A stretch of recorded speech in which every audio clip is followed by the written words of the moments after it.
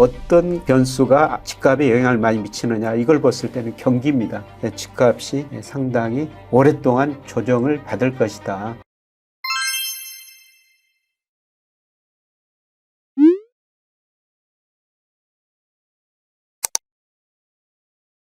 안녕하세요. 김현기 경제스쿨 시청자 여러분. 오늘 이번 시간에는 집값 하락 추세 언제까지 진행될 것인가에 대한 주제로 이야기 나눠보고자 합니다. 교수님, 안녕하세요. 네, 안녕하세요. 네, 교수님, 집값이 치솟고 있는다라는 얘기를 들은 지 얼마 되지 않은 것 같은데 예.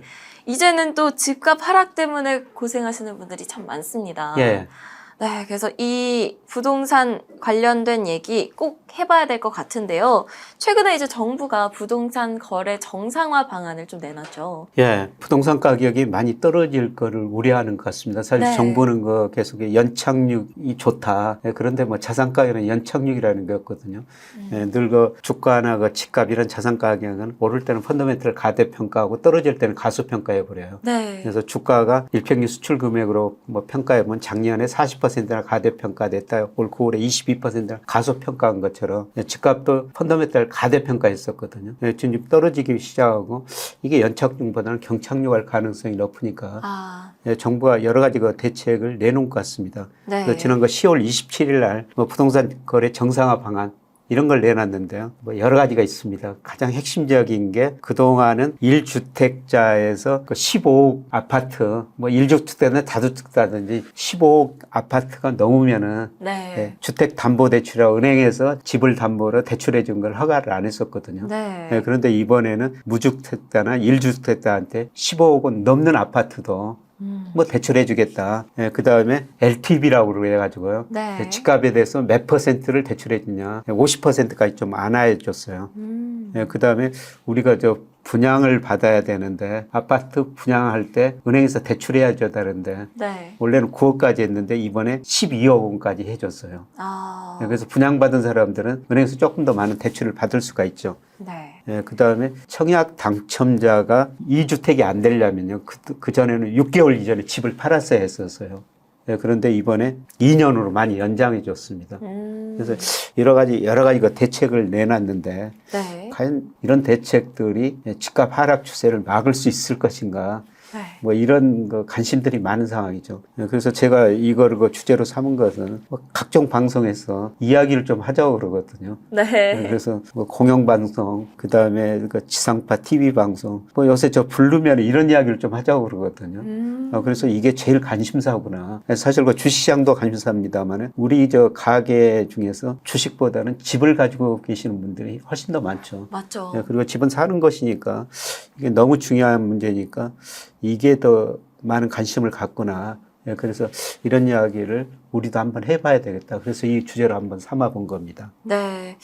최근에 정부가 경착륙이 아닌 연착륙을 위해서 이 부동산 거래와 관련돼서 규제를 완화를 많이 하고 있는 중인데요. 사실상 이게 쉽지는 않아 보이는 상황입니다. 그래서 금리 인상이 계속 되다 보니까 부동산 시장 심리가 많이 냉각이 되고 있는데 앞으로 이제 아파트 가격이 어떻게 될지 또 궁금하고요. 지금까지 아파트 가격이 얼마나 상승했는지도 좀 짚어봐야 될 것 같아요. 여러 가지 매크가 몇 군데서 집값 통계를 발표하고 있는데요. 한국부동산원이나 KB국민은행. 그런데 제가 KB국민은행 통계가 86년부터 장기적으로 있거든요. 네. 그래서 저는 KB국민은행 통계를 보는데 우리 아파트, 집하면 대부분 아파트죠. 전도시 아파트 가격이 2009년 3월에 저점이었어요. 그리고 올 6월까지 계속 올랐거든요. 네. 그래서 전도시 평균이 한 75% 올랐습니다.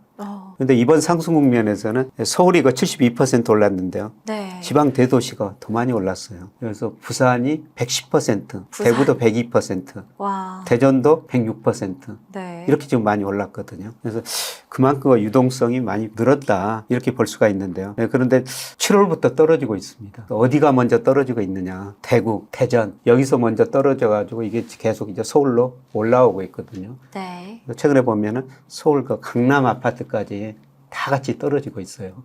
네, 최근까지 정말 급등했었는데요. 서울 집값뿐만 아니라 지방에 있는 대도시들까지 정말 높은 아파트 가격 상승률을 보여줬는데 올해 7월부터 대전 그리고 대구를 중심으로 해서 계속해서 아파트 가격이 하락을 하고 있는 중입니다. 그러면 앞으로는 어떻게 될까요? 예, 제가 추세를 구해보니까요. 추세가 꺾인 것 같습니다. 예, 그래서 이 그림에 제가 상승률 기준으로 단기 변동 재개해버리고 장기 변동만 구했는데요. 네. 이제 꺾이고 있거든요. 이게 한번 꺾이면은 한 3년 정도는 갑니다. 그래서 이 꺾이는 요인이 뭐가 됐느냐. 예, 주가가 집값에 선행하거든요. 주가가 네. 작년 하반기부터 계속 떨어졌죠. 한 1년 정도 선행해요. 그래서 작년 6월에 주가가 먼저 떨어지고 지금 주택가격도 떨어지고 있고요. 그 다음에 금리가 정말 많이 올라버렸지 않습니까? 맞아요. 그러니까 2년 전, 2020년 8월 달에요. 은행의 주택담보대출 금리가 평균 2.4%였습니다. 그런데 지금 5%, 일부 은행에서는 7%까지 올라버렸거든요. 이 금리가 오르니까 집값이 떨어질 수밖에 없고요. 그 다음에 금융 불균형이라고 작년에 한국은행 정책 당국이 굉장히 강조했는데 이 금융 불균형이라는 게 뭐냐면은 네.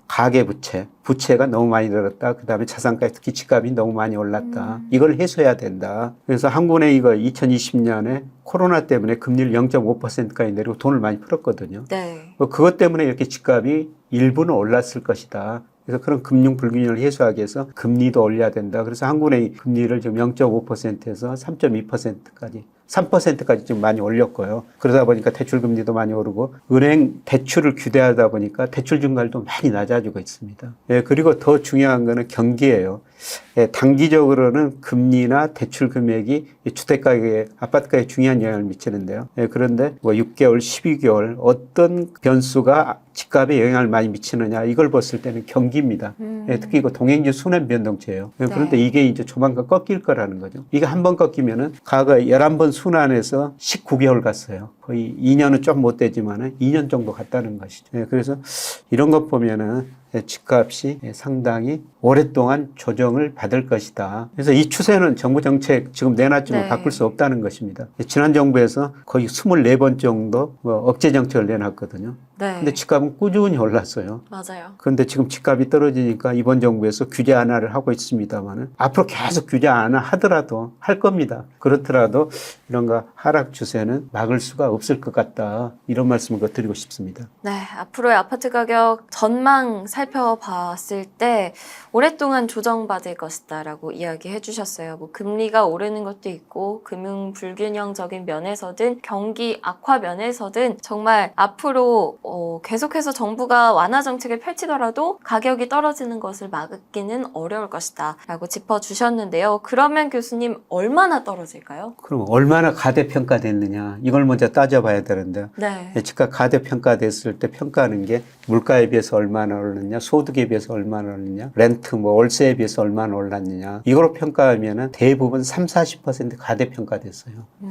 그래서 그 정도는 하락해야 된다. 물론 그 지역에 따라 다르겠습니다만은 대표적으로 그 PIR이라는 지표가 있어요. 네. 이거는 소득에 비해서 집값이 얼마나 올랐느냐. 그래서 서울 중간가구 기준으로 하면요, 작년 말에 19배였었습니다. 이 19배의 의미가 뭐냐면 작년에 중간가구 실질 소득을 가진 사람이 서울 그 중간에 있는 집을 하나 사기 위해서는 무려 19년이나 걸렸다는 겁니다. 돈 하나도 안 쓰고 19년 저축해야지 19배가 됐었다는 거죠.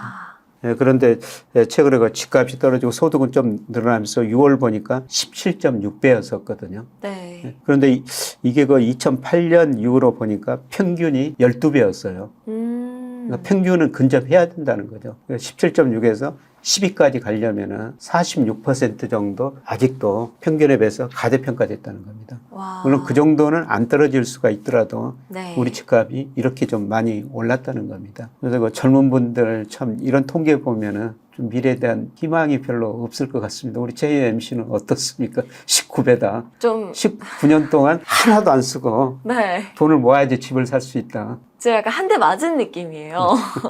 네, 내가 그렇게 뼈 빠지게 일을 해도 집 하나 못 사나. 그런 생각이 드니까 참 암울한 상황인데요. 네. 그래서 투자를 하여튼 열심히 해야겠네요. 그래서 우리가 투자를 열심히 하고 모을 수밖에 없는데요. 네. 그래서 지금 떨어지고 있지만은 아직도 여전히 높은 수준이다. 이제 주가는 지금 저는 충분히 그 저평가 영역에 들어섰다 이런 말씀을 계속 드렸습니다만은 부동산은 이제 사이클 구해보니까 이제 하락 사이클에 접어들었다는 겁니다. 그러면은 언제 집을 사야 되느냐? 네. 사실 제 아이들도 집이 없거든요. 네. 그래서 제 딸도 결혼한 지 꽤 됐는데 아직도 집이 없어가지고 늘 걱정하죠. 네, 그래서 저 집 언제 사야 되냐고 저한테 물어보거든요. 네. 좀 고민 많이 하죠. 네. 그런데 이런 거시경제 변수, 그 다음에 금리 이런 거로 보면은 앞으로도 저는 단기 급락했다가 조금 떨어지는 속도로 앞으로 둔화될 것 같습니다만은 앞으로 3년 정도는 집값이 하향 안정화되는 국면이다. 네, 그리고 때로는 경착륙할 수 있다. 네. 이렇게 보기 때문에 좀 더 기다려보자. 이렇게 이야기하면서도 걱정이 되죠. 집은 우리가 사는 것이에요. 네. 네, 그래서 사는 집은 꼭 하나 있어야 되거든요. 네.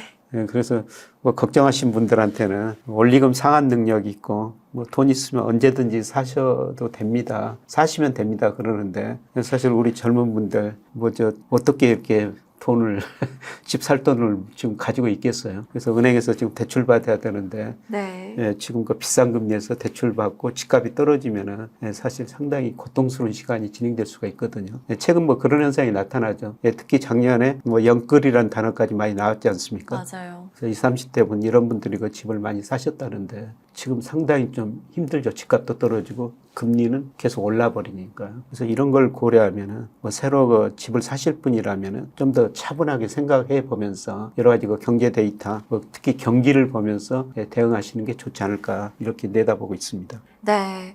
앞으로의 경기를 보면서 대략 한 3년 정도 봤을 때 집값이 하락하는 국면을 접어들 수가 있기 때문에 좀 차분하게 지켜보면서 고민을 해보는 게 좋을 것 같다라는 얘기 해주셨습니다. 경착륙도 가능하니까 이 점도 유의를 해야 되겠고요. 그러면요, 교수님, 주가와 집값 이 두 가지는 어느 정도의 관계에 있나요?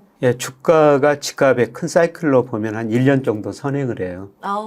그래서 주가가 지금 먼저 떨어졌고 집값도 떨어지는 건데요. 우리가 이제 주가가 추세적으로 상승하는 것 보고 한 1년 후에 그 사이에 집을 사서 되겠다. 그러니까 우리가 주식시장을 먼저 볼 수가 있고요. 네. 그 다음에 우리 가계 자산과 배분을 보면은 저는 부동산 비중이 77%나 되거든요. 네. 그 다음에 금융자산 비중은 23%나 밖에 안 되고요. 거기서 주식 비중은 한 5% 정도밖에 안 돼요. 그래서 저는 주식 비중이 좀 낮다 이렇게 보고요. 물론 집하고 주식은 비교할 수가 없습니다. 네. 왜냐하면 집은 우리가 사는 곳이죠. 집하고 주식하고는 비교할 수가 없는데 그런데 혹시라도 투자 수단으로 생각한다면은 네. 제가 그림을 한번 그려놨습니다만은 장기적으로 주가가 집값보다 훨씬 더 많이 올랐다는 것입니다. 그래서 86년부터 페이비 국민은행에서 우리나라가 전도시 아파트 가격 발표하는데요. 지수가 한 6배 올랐어요. 86년에서 올 10월까지. 네. 그런데 우리 코스피는 최근에 많이 떨어졌습니다만은 그래도 14배 올랐거든요. 와. 그 다음에 우리가 아파트 하면은 다 부러워하는 게 강남 아파트죠. 네. 강남 아파트 지수가 86년을 100이라 했을 때 올 10월 보니까 929로요. 지수가 한 9배 정도 올랐거든요. 근데 아파트면 강남 아파트고 우리나라 산업을 대표하는 게 전기전자 업종, 특히 여기가 삼성전자가 들어가는데요. 이거는 그래도 83배 정도 올랐어요. 와, 83배요.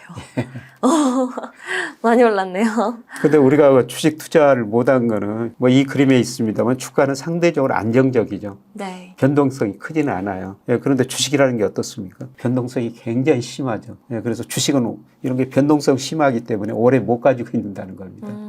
근데 실제로 장기적으로 이렇게 보면은 아파트 가격보다 전국 평균도 그렇고 강남 아파트보다도 우리나라를 대표하는 전기전자 업종 주가가 훨씬 더 많이 올랐다는 겁니다. 네. 그래서 여기 전기전자 업종 주가를 제가 이렇게 빨간 선으로 그려놨는데요. 보면은 장기적으로 오르는데 최근에 보면은 이게 급락했다는, 떨어질 만큼 떨어졌다. 저는 이 그림을 보면서 그렇게 생각하거든요. 네. 그래서 이런 식의 주식을 사놓고 2, 3년 기다리고 3, 4년 기다리면은 또 상당히 높은 수준에 있을 거라고 생각하고 있거든요. 그래서 투자 주소로만 생각한다면은 집보다는 주식이 더 나았다. 이렇게 좀 볼 수가 있는 것입니다. 네. 그리고 누차 말씀드립니다만은 사이클로 보면은 집값은 이제 그 순환 사이클로 보면 하락 국면 초기에 들어섰고 네. 그다음에 주가는 이미 거의 저점에 아직 완전한 저점이라고 볼 수가 없는데요.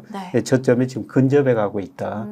그렇게 보고 있기 때문에 우리가 가계 자산 중에서 저는 뭐 지금은 이런 시기에는 그 주식 비중 좀 늘리는 게 좋지 않을까 이런 생각을 해봅니다. 네. 주가와의 관계에 대해서 얘기해 주셨는데요. 주가가 집값보다 1년 정도 선행을 한다라고 얘기를 해주셨습니다. 그래서 주가는 지금 거의 바닥에 근접을 했고요. 그 다음에 집값 같은 경우에는 이제 하락 국면이 시작이 된 거죠. 그래서 교수님께서 방금 전에 말씀해 주셨듯이 집은요, 바이 하는 곳이 아니라 립, 사는 곳입니다. 그러니까 똑같이 산다라는 의미를 가지고 있지만 사실 우리가 투자의 수단으로 본다기보다는 정말 집에서 사는 그런 개념으로 봐야 되는 게 맞다. 그리고 만약에 투자를 하신다라고 한다면 주가가 좀 더 변동폭이 더 크고 유동성이 더 크기는 하지만 그래도 더 많이 올랐다라는 얘기까지 해주셨습니다. 그래서 지금 투자를 하신다면 주식에 투자를 하시는 게 더 나은 방법이다라는 점까지 짚어주셨습니다. 그러면 마지막으로 기다리고 기다리던 퀴즈 시간이죠.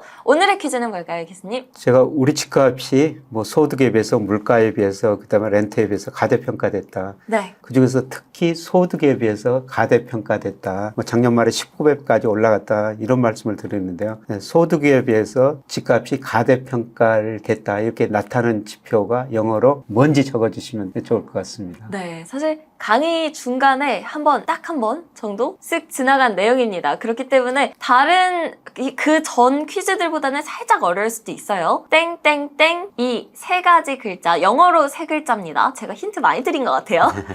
영어로 세 글자 딴딴딴 적어주시면 되고요. 이 퀴즈를 맞추신 분들께는 지난 시간처럼 월간 다락방 초대장을 총 3분께 전달 드리도록 하겠습니다. 월간 다락방이 뭔가요?